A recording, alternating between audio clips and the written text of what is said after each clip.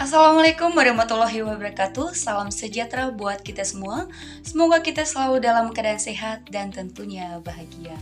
Pada kesempatan kali ini, saya akan membagikan sebuah video yang lagi viral tentang kasus anak sekolah dasar yang melakukan kekerasan atau bullying pada adik kelasnya sendiri. Berikut videonya, jangan kemana-mana, saya akan menayangkan. Siswa kelas 3 SD di Subang, Jawa Barat kritis setelah dianiaya kakak kelasnya. Sebelum kritis, korban sempat mengeluh sakit kepala serta muntah-muntah. Berdasarkan pengakuan korban kepada bibinya, ia dianiaya kakak kelas di sekolah. AR terbujur dalam kondisi kritis di samping monitor ICU RSUD Ciereng, Subang. Sudah 2 hari siswa kelas 3 berusia 9 tahun ini belum sadar setelah dianiaya kakak kelasnya yaitu kelas 4 dan 5. Sebelum kondisi kesehatannya menurun, korban bercerita kepada bibinya. Korban mengeluhkan sakit di bagian kepala serta muntah-muntah. Ia mengaku dianiaya kakak kelasnya berinisial M, D, dan O karena tidak memberikan uang. Peristiwa perundungan itu terjadi di sekolah saat jam istirahat. Pihak sekolah membenarkan jika perundungan terjadi di sekolah namun bukan di dalam kelas. Dibulinya di kelas, apa benar Bang? Oh, itu tidak benar. Sekarang secara logika saja, kalau kejadian kelas dimanapun, ketika anak tahu pasti anak yang lain pasti ngomong. Iya benar.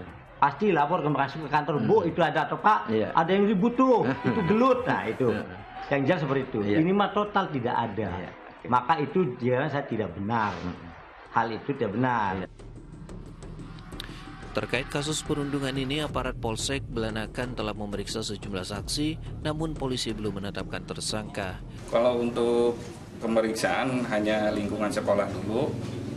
Untuk saksi-saksi mungkin ada 1 anak yang dimintai, cuman itu juga masih dalam proses. Itu juga interogasi dulu aja, karena belum ada laporan. Sembari menunggu laporan dari pihak keluarga korban, polisi mengaku akan memeriksa sejumlah saksi lagi terkait perundungan yang terjadi terhadap korban. Zainal Arifin melaporkan dari Subang, Jawa Barat.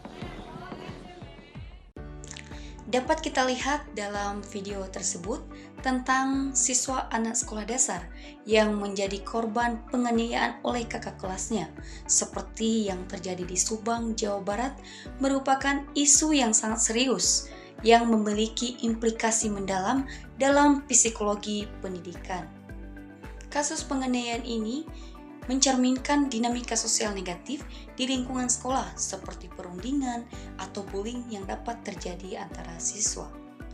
Jadi dalam konteks ini, perilaku kakak kelas yang melakukan penganiayaan berpotensi dipengaruhi oleh faktor-faktor internal, misalnya emosi, motivasi, atau pengalaman traumatis sebelumnya, dan lingkungan sekolah yang kurang mendukung atau pengaruh teman sebaya.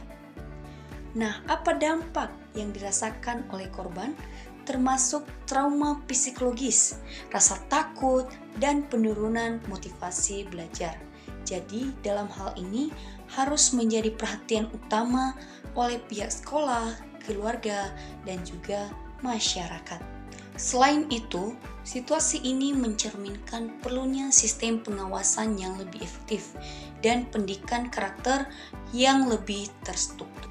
Dalam teori psikologi pendidikan, teori perkembangan sosial Vygotsky, menurut Vygotsky, interaksi sosial sangat penting dalam proses belajar dan perkembangan anak. Dalam konteks ini, interaksi negatif seperti bullying dapat menghambat perkembangan sosial siswa. Ketika siswa berada dalam lingkungan yang tidak aman, mereka sulit untuk mencapai zona of proximate development karena ketakutan dan kurangnya dukungan dari teman sebaya dan juga guru. Kemudian, dalam psikologi humanistik, menekankan pentingnya lingkungan yang mendukung untuk pertumbuhan individu. Dalam kasus ini, kurangnya empati dan penghargaan terhadap korban dari perilaku atau pihak lain menunjukkan bahwa lingkungan sekolah gagal menyediakan ruang aman untuk perkembangan siswa secara psikologi dan emosional. Nah, apa solusi dalam kasus ini? Yaitu adanya pendidikan karakter di sekolah dengan guru memperkuat pendidikan karakter melalui program seperti pelatihan empati, komunikasi, dan resolusi konflik non-kekerasan.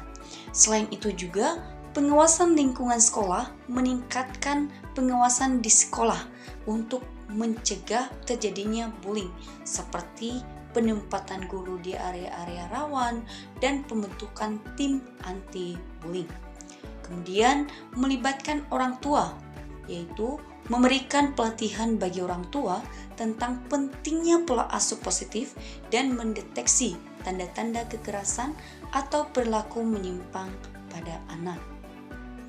Jadi, melalui pendekatan ini, sekolah dapat menjadi tempat yang aman untuk belajar dan berkembang bagi siswa sesuai dengan prinsip-prinsip psikologi pendidikan yang menempatkan kesejahteraan siswa sebagai prioritas utama.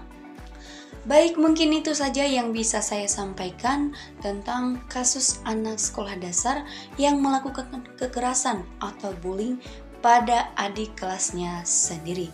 Semoga video ini dapat menjadi pengalaman bagi kita nanti calon seorang guru, bagaimana cara kita untuk mengatasi masalah-masalah yang sering terjadi pada anak sekolah dasar.